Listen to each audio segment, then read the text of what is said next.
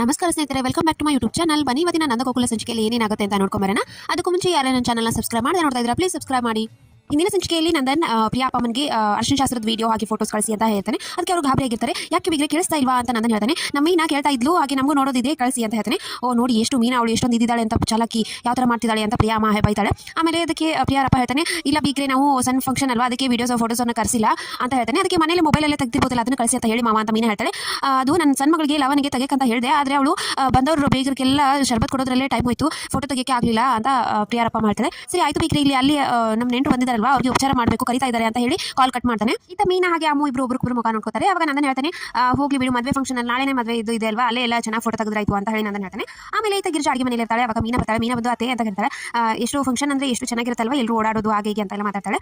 ಆದ್ರೆ ನಿಮ್ಗೆ ಯಾಕೋ ಇವರು ಬೀಗರು ಹೇಳಿದ್ದಿಲ್ಲ ನಿಜ ಅಂತ ಅನಿಸ್ತಾ ಇದೆಯಾ ಅಂತ ಮೀನಾ ಕೇಳ್ತಾಳೆ. ಯಾಕೆ ನಿನ್ಗೆ ಅನುಮಾನನ, ಬರೀ ಅನುಮಾನ ನಿನ್ಗೆ ತರಲಿ ಅಂತ ಗಿರ್ಜಾ ಬೈತಾಳೆ. ಅದಕ್ಕೆ ಮೀನಾ ಹೇಳ್ತಾಳೆ, ಇಲ್ಲ ಅತ್ತೆ, ಅದು ಯಾಕೋ ಅವರು ಹೇಳೋದು ನಂಗೆ ನಂಬಿಕೆ ಬರ್ತಾ ಇಲ್ಲ ಅಂತ ಹೇಳಿದ ತಕ್ಷಣ, ಅದೆಲ್ಲ ಬಿಟ್ಬಿಡು, ಪ್ರಿಯಾ ಮನೆಯವರು ಒಳ್ಳೆಯವರೇ ಇದ್ದಾರೆ, ನೀನು ಹೋಗಿ ಆರಾಮಾಗಿ ಮಲ್ಕೋ ಅಂತ ಹೇಳಿದ ತಕ್ಷಣ ಇತ್ತ ಮೀನಾ ನಾನೇ ಏನಾದರೂ ಕಂಡು ಹಿಡಿಬೇಕು ಅಂತ ಮೀನಾ ಅನ್ಕೋತಿರ್ತಾಳೆ. ಇತ್ತ ರೂಮಲ್ಲಿ ಅಮ್ಮನ ಅಲ್ಲಬ ಸಿಟಿನಿಂದ ನೋಡ್ತಿದ್ದಾನೆ. ಏನು ನಿನಗೆ ಒಂದು ಕೆಲಸ ನಕ್ಕೆ ಮಾಡಕ್ಕೆ ಬರಲ್ಲ, ಅಡಿಗೆನೂ ಬರೋದಿಲ್ಲ, ಇತ್ತ ಮನೆ ಕೆಲಸ ಹೇಳಿದ್ರು ಬರೋದಿಲ್ಲ, ಅರ್ಶನ ಯಾಕೆ ಚಲ್ದೆ, ಇವಾಗ ಮೊನ್ನೆ ಪೊಲೀಸ್ ಸ್ಟೇಷನಲ್ಲಿ ನೀನೇನೋ ಬಿಡಿಸ್ಕೊಂಬಂದೆ ಅಂತ ಒಂದು ಸಾಫ್ಟ್ ಕಾರ್ನರ್ ಇತ್ತು ಅಪ್ಪನಿಗೆ, ಇವತ್ತು ಈ ಥರ ಮಾಡಿ ಇನ್ನೂ ಸ್ಕೋಪ ಬರ್ಸ್ಕೊಂಡಿದ್ಯಾ ನೀನು, ಅಪ್ಪನಿಗೆ ಎಷ್ಟು ಬೇಜಾರಾಯಿತು ಗೊತ್ತಾ, ಎಲ್ಲರೂ ಅಪ್ಶಕ್ ನಾನು ಆಗ ಅಂತ ಒಲಬ ಬೈತೀನಿ. ನಾನು ಆಗಲ್ವೋ, ನನಗೆ ಗೊತ್ತಿಲ್ಲ, ನಂಗೆ ಸಾರಿ ಕಣೋ ಅಂತ ಅಮ್ಮ ಅಳಕ್ಕೆ ಸ್ಟಾರ್ಟ್ ಮಾಡ್ತಾಳೆ. ನನ್ನ ತಪ್ಪಾಯ್ತು, ನಂಗೆ ಏನು ಬರೋದಿಲ್ಲ ಅಂತ ತಕ್ಷಣ, ಆಗಲ್ವೇ ಅಪ್ಪನ ದೃಷ್ಟಿಯಲ್ಲಿ ಒಳ್ಳೆಯಳಾಗೋದ್ಬಿಟ್ಟು ಮತ್ತೆ ಕೆಟ್ಟೋಳಾದೆಲ್ಲ ಅಂತ ಅದು ಹೇಳಿದೆ ಅಂತ ಒಲಬ ಹೇಳ್ತಾನೆ. ಇನ್ಮೇಲೆ ಎಲ್ಲ ಕೆಲಸ ಕಲಿತು ಮದುವೆ ಮುಗಿಯೋಷ್ಟರಲ್ಲಿ ಗುಡ್ ಗರ್ಲ್ ಅನ್ಸ್ಕೋತೀನಿ ಅಂತ ಅಮ್ಮ ಹೇಳ್ತಾಳೆ.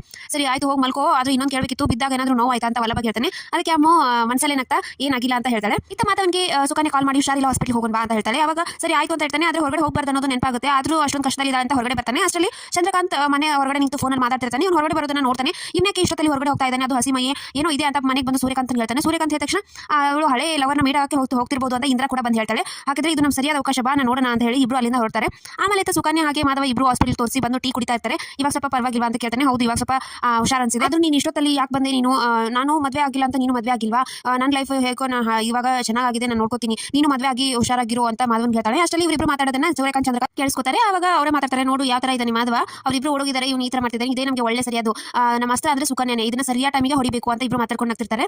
ಆಮೇಲೆ ನಂದನ್ ಮನೆಯಲ್ಲಿ ಮಲ್ಕೊಂಡಿರ್ತಾನೆ. ಕನ್ಸಲ್ಲಿ ಚಂದ್ರಕಾಂತ್ ಮಾತಾಡಿರೋದೇ ನೆನಪಾಗಿರುತ್ತೆ. ಇಬ್ರು ಮಕ್ಕಳು ಓಡೋಗಿದ್ದಾರೆ, ಇವನೇನ್ ಮಾಡ್ತಿದ್ದಾನೆ ನೋಡು, ಹೊರಗಡೆ ಇತ್ತು ಇಲ್ಲ ನಿಂತಿದ್ದಾನೆ, ಇವನೇನಾಗುತ್ತಾನೆ ಅಂತೆಲ್ಲ ಅನ್ನೋದನ್ನ ನಂದನ್ಗೆ ನೆನಪಾಗಿ ಸಡನ್ ಆಗಿ ಎಚ್ಚರಾಗುತ್ತೆ. ಏನಾಯ್ತ್ರಿ ಅಂತ ಗಿರ್ಜಾ ಕೂಡ ಎಚ್ಚರಾಗ್ತಾಳೆ. ನೀರು ಕೊಡಿ ಅಂತ ನೀರು ಕುಡಿಸ್ತಾಳೆ. ಕೆಟ್ಟ ಕನ್ಸ್ಮಿತಾ ಅಂತ ಕೇಳ್ತಾಳೆ. ಇಲ್ಲ ಕೆಟ್ಟವ್ರು ಮಾತಾಡಿದ್ದು ನೆನಪಾಗ್ತಿದೆ, ನಮ್ಮ ಮಾಧವನ್ ಮದುವೆ ಏನಾದರೂ ಆಗಲಿಲ್ಲ ಅಂತಂದ್ರೆ ನಾನು ಜೀವಂತ ಇರೋದಿಲ್ಲ ಅಂತ ಹೇಳ್ತಾನೆ. ಅಷ್ಟರಲ್ಲಿ ಗಿರ್ಜಾ ಯಾಕೆ ಈ ತರ ಮಾತಾಡ್ತಿದ್ದೀರಾ, ನಾಳೆ ಇನ್ನೇನಂದ್ರೆ ಸೊಸೆ ಬರ್ತಾಳೆ, ಈ ತರ ಎಲ್ಲ ಮಾತಾಡಬೇಡಿ, ನಾನು ಇವಾಗಲೇ ಮಾಧವ್ ನೋಡ್ಬೇಕು ಅಂತ ನಂದನ್ ಎದುರ್ತಾನೆ. ಬೇಡ ರೀ, ಅವ್ನು ತುಂಬಾ ಸೂಕ್ಷ್ಮ, ನೀವು ಹೋದ ತಕ್ಷಣ ಅವ್ನು ಎಷ್ಟಾಗ್ಬಿಡುತ್ತೆ, ನಾಳೆ ವರ ಪೂಜೆ ಇದೆ, ಅವನು ನವಲೋಕಿಯಿಂದ ಇರಬೇಕಲ್ವಾ, ಬನ್ನಿ ಮಲ್ಕೊಳ್ಳಿ ಅಂತ ಗಿರ್ಜಾ ಹೇಳ್ತಾಳೆ. ಹೌದಲ್ವಾ ಅಂತ ನಂದನ್ ಕೂಡ ಹೇಳ್ತಾನೆ. ಸೊ ಇಷ್ಟೇ ಇವತ್ತಿನ ಸಂಚಿಕೆ. ಸೊ ವಿಡಿಯೋ ಇಷ್ಟ ಆಯ್ತು ಅಂದ್ರೆ ಲೈಕ್ ಮಾಡೋದನ್ನ ಮರಿಬೇಡಿ. C next